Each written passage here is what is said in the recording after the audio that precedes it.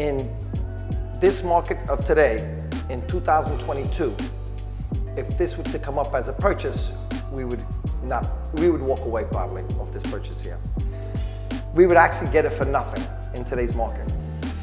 The laws have changed so much.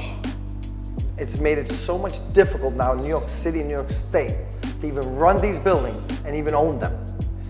For an example, this apartment cost us, like I said before, $70,000 to $75,000 in construction alone, and gave it as a free market apartment.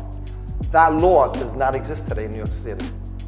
The law now states that if the apartment is vacant, and number one, the previous tenant, it don't matter when they moved out, a year ago, 2 years ago, or yesterday, and that last rental on the DHCR records showed that they were paying $1,100.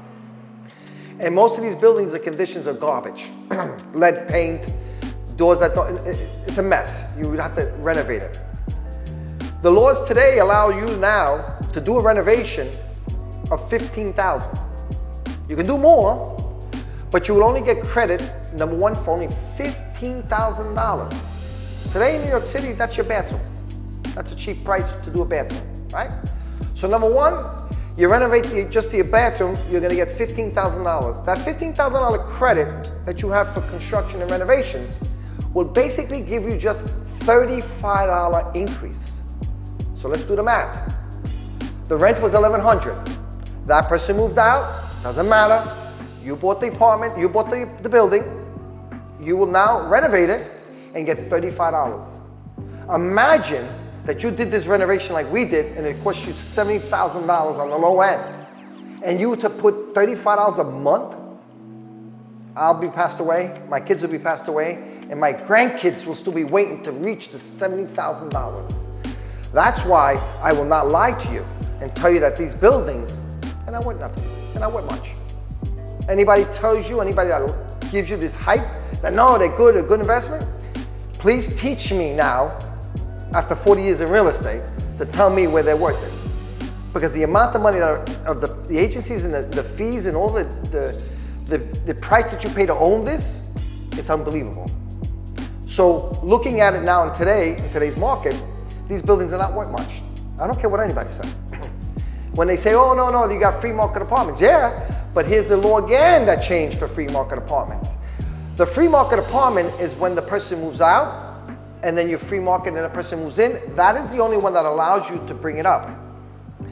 After that person is in and the year is up, their new lease, mind you, the next renewal of that lease goes to the rent stabilized guidelines. So no free market does not exist. So that means if you renovated for $2,300 a month and that person moved in and he's got $2,300 a month, next year it's either 1% or 2%, or maybe less depending on the year. So your $30 will be your increase or your $40 increase. It's not that you're going to 23 and you're gonna go to 27 on that person living in there. The law has changed. So since the law is not for the landlord anymore, the law is for the landlords, which is not a problem, but not to me that if you're doing an investment and you're renovating the buildings and you're fixing up the buildings, that's what you're fixing up as a neighborhood, there should be some type of compromise to the landlord. This is a big investment.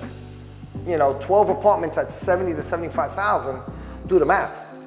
It's almost $1 million. How are we getting it back? So if this building was on the market today and you could get an extra $35 a month, you ain't doing it. Nobody in their right mind is gonna buy these buildings anymore. And if we do buy them, we're gonna buy them at a low rate. So guys, understand what you're getting involved with. Please research a lot to understand, and don't research just one agency in these buildings.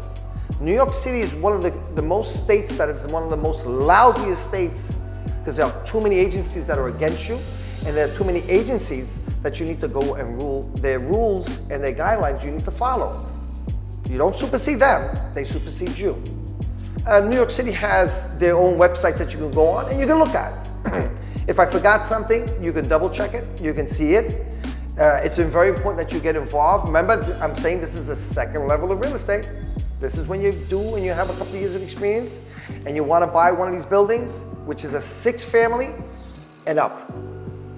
I think it goes up to 30, 35, and then after that, that's a different law after that. So guys, thank you. I appreciate you guys. Follow, subscribe. Any comments, please, I'll get back to you and I'll answer your questions. And I appreciate it. And I guess I'll see you in the next one. Thank you.